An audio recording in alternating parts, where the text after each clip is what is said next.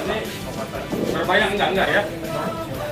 Jadi sebelumnya kita mohon maaf karena nggak bisa terima di dalam karena kita bocor. Jadi tempat biasa kita rapat penuh air. Jadi mohon maaf sebelumnya pada teman-teman wartawan, kita terimanya di teras sini aja ya. Baik, Bismillahirrahmanirrahim. Assalamualaikum warahmatullahi wabarakatuh.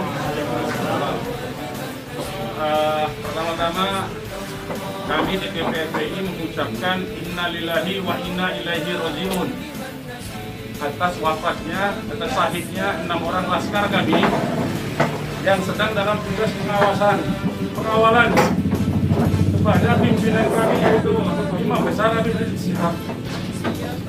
Semoga 6 laskar tersebut diterima syahidnya. Yang kedua, kami sampaikan alhamdulillah Imam Besar kami bersama keluarga dan cucunya alhamdulillah dalam keadaan sehat ya. Dan saat ini sedang dalam pemulihan sebetulnya. Jadi saya di samping kanan saya perkenalkan dulu adalah Kiai Haji Sobri Lubis, adalah Ketua Umum DPP FPI. Di belakangnya adalah Panglima Laskar Pembela Islam Ustadz Maman Suryadi.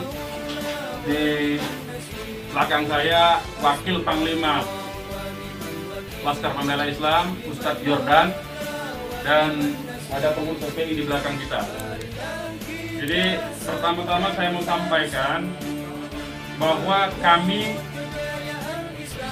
sebelum ada pengumuman dari pihak Polda, yang tadi itu pun kita dapatnya dari televisi, sebelum kita mendengarkan pernyataan dari pihak Polda, itu kita masih menganggap keenamnya dalam status hilang. Makanya pernyataan kita yang pertama keluar itu adalah pernyataan statusnya sih dalam keadaan hilang kita sebutkan. Karena itu pernyataan dibuat pagi hari ya, sebelum kita mendengar kabar bahwa keenamnya sudah syahid. Nah, kemudian saya mau jelaskan kronologi backgroundnya dulu, bahwa beberapa hari yang lalu ya, memang ada beberapa pengintai di Pondok Pesantren Habib Rizik, yaitu hari Jumat ya. Hari Jumat itu ada beberapa pengintai yang ditugaskan oleh institusi resmi negara. Ya, saya tidak mau sebut. Oleh institusi resmi negara yang ditugaskan mengintai 24 jam. Mereka menggunakan drone dan peralatan canggih lainnya. Dan kemudian ada komunikasi dari laskar yang menjaga Pondok Pesantren Habib Rizik di Megamendung itu dengan para pengintai. Karena kebetulan mereka terjebak dengan cara pengintaian mereka sendiri yang tidak profesional. Ada komunikasi antara laskar penjaga markas Syariah Megamendung dengan para pengintai. Ya. Ada 3 orang yang berhasil dikomunikasikan dan kita mendapatkan semua data-datanya.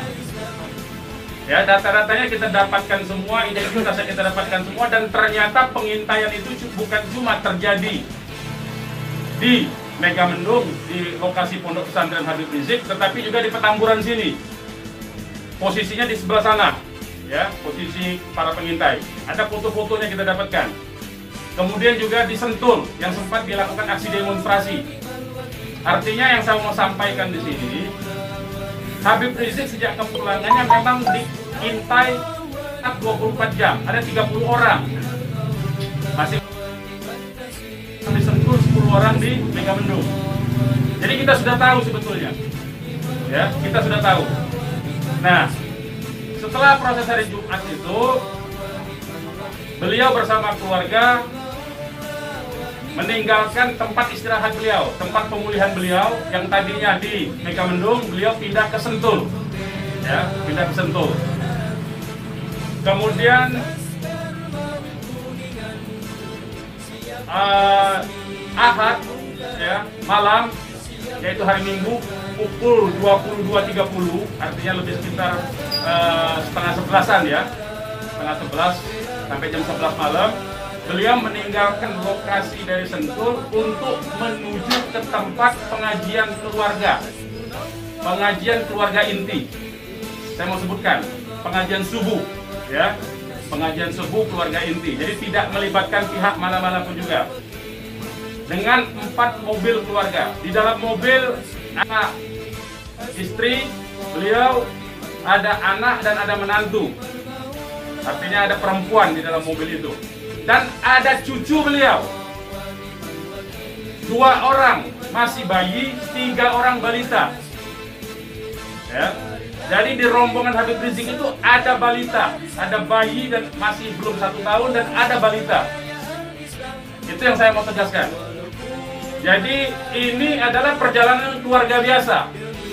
Beliau mau melakukan pengajian keluarga saja, karena biasa pengajian subuh keluarga.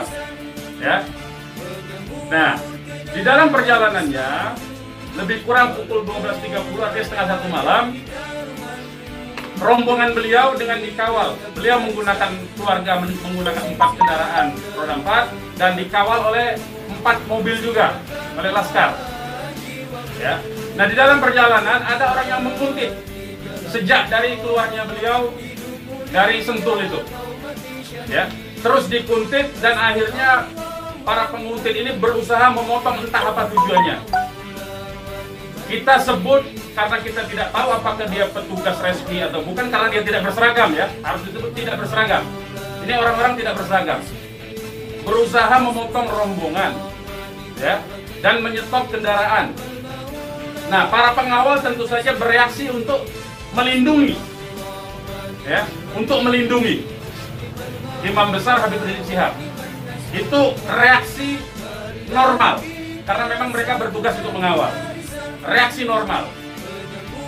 Yang patut diberitahukan kepada teman-teman pers semua bahwa fitnah besar kalau laskar kita disebut membawa senjata api dan tembak-menembak. Fitnah itu.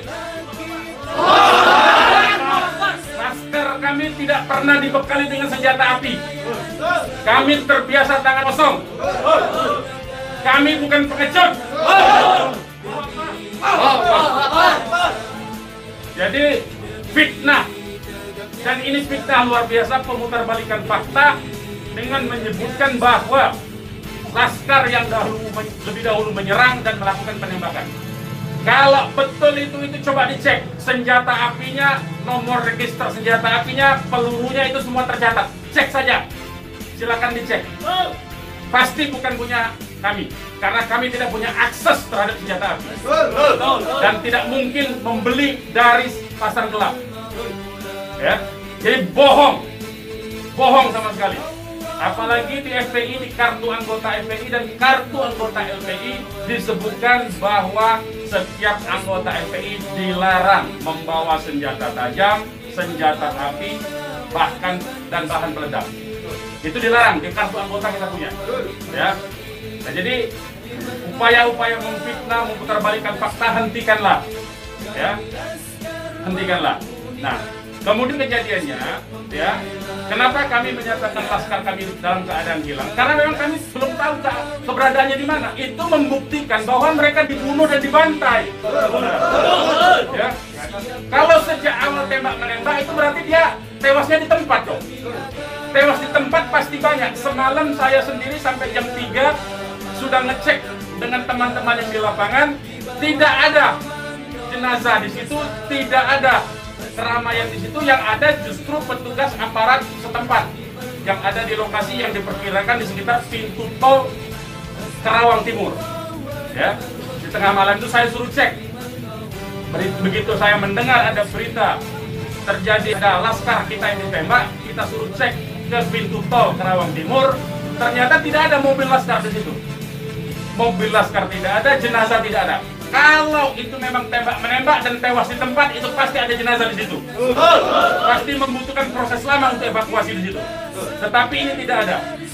Dan bahkan saudara-saudara perlu ketahui, teman-teman media, sempat salah satu laskar mengirimkan voice note rintihan dari salah satu laskar kita yang ditembak. Itu artinya apa? Itu artinya laskar kami dibawa ke satu tempat dan dibantai di tempat itu. Dibantai di tempat lain. Itu artinya. Dan kemudian beberapa waktu kemudian setelah voice note terkirimkan, tidak ada lagi HP dari Laskar 6 orang itu yang aktif kita hubungi. Kita sudah cari sampai pagi tadi, sampai siang tadi sebelum pengumuman dari pihak Polda, kita sudah cari kemana-mana, ke rumah sakit kita cari, ke kantor polisi kita cari, karena kita anggapnya itu orang hilang. Dan ternyata kemudian ada pengumuman bahwa seperti yang dinyatakan fitnah, yang menyatakan tembak menembak itu. Ya, nah jadi sekali lagi saya mau katakan tidak betul.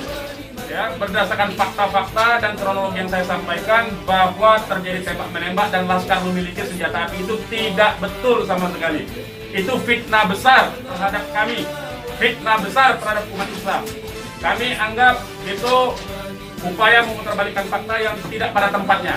Saudara-saudara harus diperhatikan, ini 6 orang ya, 6 orang wafat dibantai, keluarganya ada 1 di dalam. Ya, ibunya ada 1 di dalam, ada 1 orang tuanya laki-laki sedang sholat di masjid. Ya, ini anak-anak kita tahu persis, anak-anak ini hanya bentuk kecintaannya mengawal pimpinan kami, imam besar, hanya bentuk pengabdian, tidak memiliki agenda apapun, tidak memiliki senjata api, tidak memiliki bahan peledak dan segala macam bentuk senjata lainnya. Dari kami, saya kira itu. Ketua Umum silakan kalau ada yang mau menyampaikan. Silakan. Ya. Untuk pengecekan CCTV di lokasi sudah diminta? Belum kita lakukan karena kita ini masih sibuk sampai dengan siang tadi sebelum ada pengumuman dari pihak Polda, kita masih sibuk memastikan keberadaan 6 orang tersebut. Ya. Jadi kita belum ngecek kemanapun, kita masih menelusuri kemana-mana tempat dari kemungkinan itu dibawa, yaitu apakah rumah sakit, karena kita mendengar ada voice note yang tertembak, kan, rintihan dari salah satu korban yang ditembak, tempat didengarkan oleh Laskar yang tetap mengawal, ya. Dan kita belum mengetahui itu, sampai hari ini, bahkan sampai detik ini, kita belum mendapatkan akses terhadap jenazah. Itu yang patut dicatat. Kita tahu bahwa mereka 6 orang Laskar ini yang syahid ini adalah wafat, baru tahu dari pengumuman, ya, dari pihak kepolisian. Jadi itu yang perlu saya sampaikan. Tapi posisi 6 ini di mana sekarang Bang, udah diketahui? Sampai hari ini saya belum tahu. Kita belum mendapatkan informasi. Ini menunjukkan bahwa bukti konkret bahwa jenazah ini dalam kontrol dan kendali penuh, artinya kan. Kalau memang itu tembak menembak biasa, tentu itu ada di masyarakat lain. Tentu masyarakat sudah sibuk, sudah ramai di situ. Ini sampai sekarang ini kami tidak mendapatkan akses di mana keberadaan jenazahnya, ya, kondisi lukanya di mana tembak menembak, berapa lubang pelurunya, kami tidak tahu. Hanya satu-satunya sumber informasi baru bahwa dinyatakan bahwa tewas. Ya. Bang, untuk yang 4 orang Bang. Penjelasan yang Bapak tadi terkait di Jakarta itu berarti Bapak melihat sendiri bahwa tidak sempat terlihat adanya mayat dalam. Saya tidak melihat sendiri, tapi kita tugaskan ada Laskar kita untuk ngecek mulai dari pukul 1:30 ya sampai pukul 3 sampai menjelang subuh kita cek. Tidak ada di situ peristiwa tembak. Terima kasih, siapkan masuk.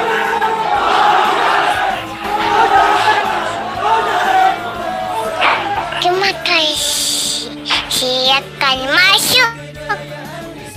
Yang kita duga tempat terjadinya itu.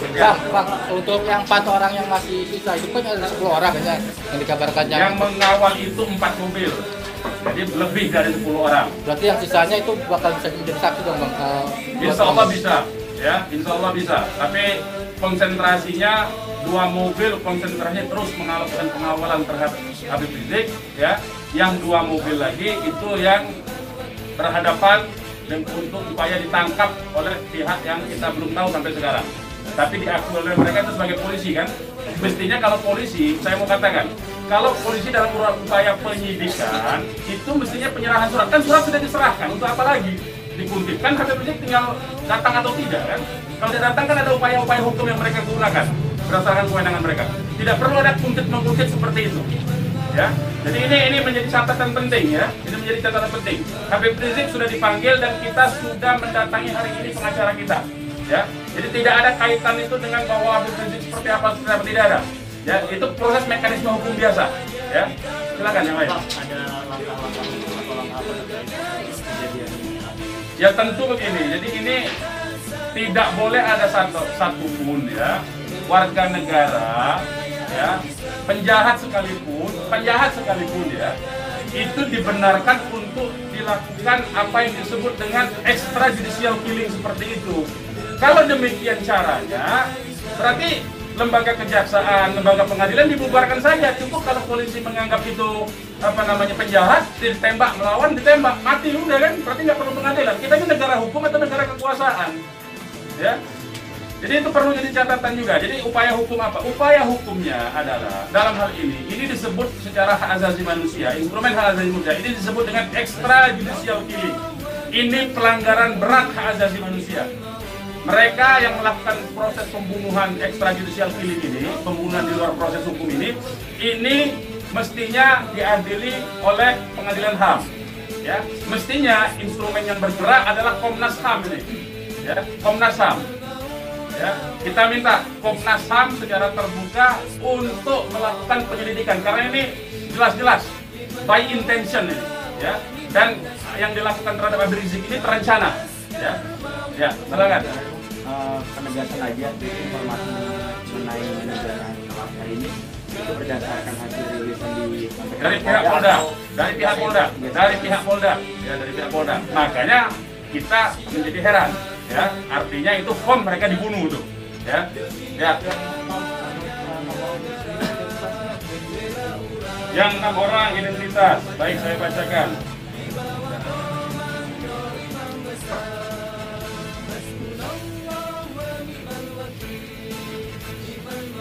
Saya bacakan nama-nama laskarnya ya. 1 Faiz, ini nama panggilan, kita belum cek nama aslinya ya. Ini baru nama panggilan dari teman-temannya yang mengabarkan. 1 Faiz, 2 Ambon, 3 Andi, yang Andi ini ibunya sudah ada di sini di dalam kantor kita. 4 Reza, 5 Lutfi, 6 Kadafi. Semuanya adalah anggota laskar dari Laskar DKI. Ya. Saya ulangi lagi, Faiz, Ambon, Andi, Reza, Lutfi, dan Kadafi. Ya, 6 orang. Usianya kita masih cross check dengan keluarga ya. Kita belum tahu karena kita kan tidak pegang KTP-nya. Bang, satu lagi nih. Peristiwa baku tembak ini kan terjadi. Tidak ada peristiwa baku tembak, Mas. Itu peristiwa penembakan yang peristiwa ada. penembakan ini kan dikabarkan sama Pak Kapolda karena ada isu pengerahan massa ke Jakarta mengawal Habib Rizik pemeriksaan. Nah, apakah itu benar? Jadi itu membuktikan itu fitnah ya. Habib Rizik itu menuju luar Jakarta, bukan menuju dalam Jakarta. Jadi kebohongan seperti itu tidak layak dikutip menurut saya. Ya, tidak boleh informasi publik dijejali dengan berbagai macam kebohongan. Hentikan kebohongan. Habib Rizik menuju arah luar Jakarta, bukan menuju dalam Jakarta. Menuju ke tempat pengajian. Pengajian itu pengajian keluarga. Keluarganya keluarga inti. Terdiri dari, ya kalau saya sebutkan nanti Habib Rizik terancam nyawanya. Mau tanggung jawab nggak nanti? lokasi penembakannya di mana, Pak? Lokasi penembakan diperkirakan pintu tol Kerawang Timur. Yang udah dicek di sana di mana? Sudah dicek di situ. Kerawang Timur. Pintu tol Kerawang Timur. Sudah kita cek. Berarti kalau dari rombongan HRS sendiri nggak ngelihat ada tembak-menembak di situ ya Pak? Yang tiba-tiba Tidak ada, memang tidak ada tembak menembak. Ya, memang tidak ada tembak menembak. Sudah saya katakan berulang-ulang, tidak ada tembak menembak. Kalau bahasanya tembak menembak, itu artinya dua belah pihak memiliki senjata api yang sama. Jadi kayak saya mohon lah ya, penggunaan diksi ini kita didiklah masyarakat ini, didiklah publik ini, edukasilah publik ini dengan fakta yang sesungguhnya. Dari kami menyatakan tidak ada tembak menembak. Kalau konotasinya penggunaan diksi tembak menembak itu dua belah pihak saling memegang senjata api. sempat mendengar senjata api dari polisi atau apa? Bagaimana? Salah satu mobil sempat terkena senti dan sebagainya Pak. Bukan salah satu mobil, 6-6-nya udah tewas sekarang dinyatakan sendiri oleh mereka. Mengakui. Lihat 4 rombongan itu Pak, 4 mobil itu Pak. Satu mobil. Ya, sudah saya katakan tadi, yang mengawal Habib Rizik ini 4 mobil. 2 mobil terus mengawal Habib Rizik menuju tempat pengajian. Yang 2 lah kemudian kemudian yang berusaha dihadang oleh OTK ini. Begitu, saudara. Ya. Kemudian terjadilah upaya-upaya penangkapan itu dan ada sekali penembakan di tahap awal itu dan mengenai satu laskar. Satu laskar inilah kemudian yang voice note-nya sampai ke tim yang lain, ke mobil yang satunya. Mobil yang satunya segera katakanlah menyelamatkan diri begitu. Karena ini ada tembakan, itu bukti ya. Saya mau katakan ini ada 2 mobil. Satu mobil dihadang, satu mobilnya kalau betul ada tembak-menembak dan laskar FPI punya senjata, tentu dihajar pakai mobil satunya. Ini kan tidak terjadi. Buktinya yang satunya mobil kita, laskar kita menyelamatkan diri begitu loh. Ya, itu faktanya. Jadi tidak ada penggunaan diksi tembak-menembak. Penembakan yang ada. Penembakan oleh siapa? Sementara ini mereka mengakui bahwa itu dari pihak mereka. Dengan tadi pernyataan kan, jelas kan? Mereka sendiri yang mengakui. Tadinya kita anggap itu OTK, tapi sekarang sudah diakui. Ya. Nah, karena ini aparat negara yang melakukan, maka ini disebut pelanggaran hak asasi manusia yang berat. Begitu.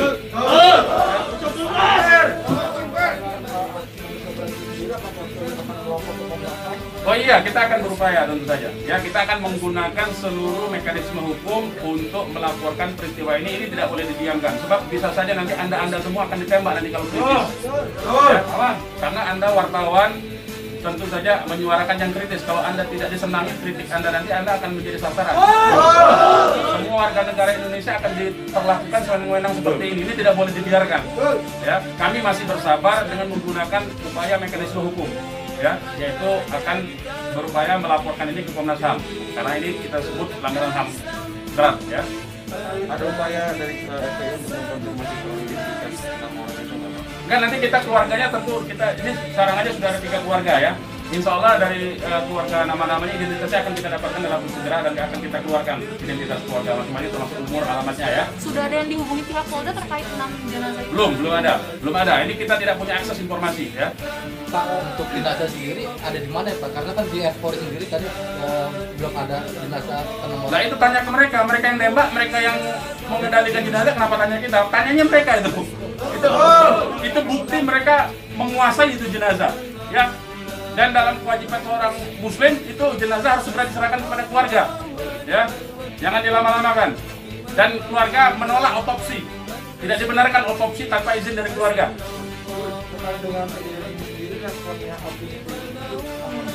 Ya, beliau tentu saja mengucapkan innalillahi wa inna ilaihi rajiun. Ya, beliau sangat berduka, sangat bersedih karena ini adalah laskar yang semata-mata mengabdi kepada beliau untuk mengawal beliau. Ya.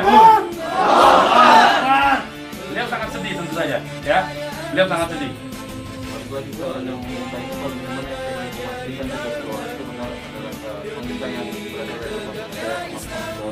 Ya, kita punya pengakuannya, kita punya data-data laporan mereka ya kepada atasan mereka, kita punya sampai sekarang ini. Nah, kita tidak tahu apakah ini adalah bentuk-bentuk upaya balas dendam dari terbongkarnya coverage mereka. Nah, kita tidak tahu, ya, kita tidak tahu. Laskar itu tadi disebut polisi adalah laskar khusus yang berusaha menghalangi penyidikan Habib Rizik. Itu penyidikan apa? Penyidikan itu di kantor polisi, Mas. Jadi jangan polisi jangan sembarangan lah, ya, saya kira. Penyidikan itu di kantor polisi dan Habib Rizik itu akan dipanggil. Yang dihalangi itu apa? Tidak ada upaya menghalangi. Habib Rizik itu mau menuju pengajian. Apa yang disidik? Apa yang disidik? Pertanyaannya. Penyidikan apa? Ya, tidak ada upaya menghalangi itu. Ya. Tidak ada upaya menghalangi, itu fitnah, lagi-lagi itu fitnah. Ini upaya untuk melepaskan diri dari jerat hukum. Ini pelanggaran HAM, saya katakan. Ini pelanggaran HAM, sekali lagi. Ya. Tidak boleh lepas dari jerat hukum ini. Tidak boleh, karena kekuasaan lepas dari jerat hukum. Tidak boleh. Tidak ada upaya menghalang-halangi itu. Karena Habib Rizik jelas mekanisme hukumnya. Ya, tinggal dipanggil, tinggal diketerangan saja. Ya, silakan yang lain. Masih ada? Ya. Bang, ini barusan IPW rilis di Siapa? IPW, Indonesian Police Watch. Jadi IPW mendesak untuk Jokowi mencopot Kapolri sama membentuk tim mencari fakta bahwa ada pelanggaran di sini. Apakah IPW akan menggandeng IPW juga membentuk tim fakta? Ya, kalau IPW kan LSM memang dia selama ini berfungsi untuk menjadi pengawas polisi kan, namanya Police Watch kan. Ya, Saya setuju, tentu saja terima kasih atas dukungan dari IPW untuk supaya kasus ini dibentuk tim independen. Saya setuju. Tim independen itu tentu saja menurut saya harus dipimpin oleh Komnas HAM karena kewenangan itu ada di Komnas HAM ya. Baik, yang lain. Ada rencana untuk melapor ke Propam itu? Ya jeruk makan jeruk nantinya Mas. Ya.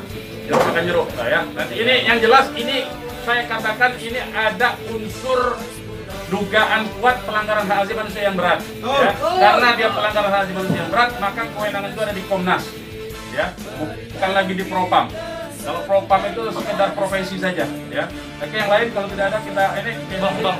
Ya, ini mungkin insya Allah Ta'ala kita akan masukkan juga untuk membuat tim pencari fakta dari DPR dan seluruh instansi yang terkait dan supaya tim independen bisa segera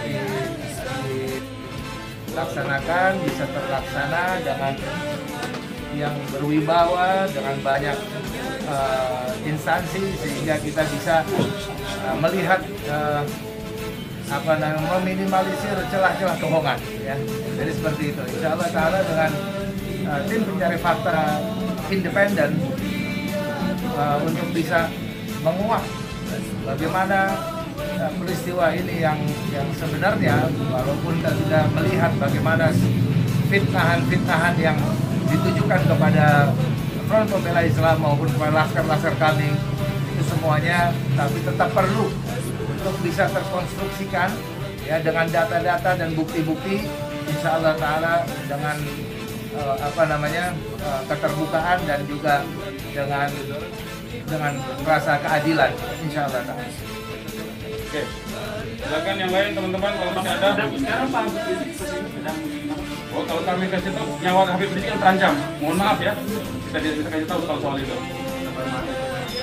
Baik, yang lain nggak ada? Baik, kepada teman-teman media sekali lagi saya ucapkan terima kasih yang banyak ya, jazakumullah wa khairan jaza atas profesionalisme ya, respect cover both side dari teman-teman, karena memang pemberitaan tidak boleh berdasarkan hanya satu pihak saja. Kami hanya menuntut kemukakanlah fakta dengan apa yang sesungguhnya dari kedua belah pihak. Nanti masyarakat yang akan menilai itu ya. Yang jelas penggunaan diksi tembak menembak saya kira harus dihentikan, karena itu adalah framing yang jahat terhadap orang tidak berdosa, yaitu 6 orang yang syahid ini. Demikian dari kami. Terima kasih. Billahi taufiq wal hidayah. Wassalamualaikum warahmatullahi wabarakatuh. Habib!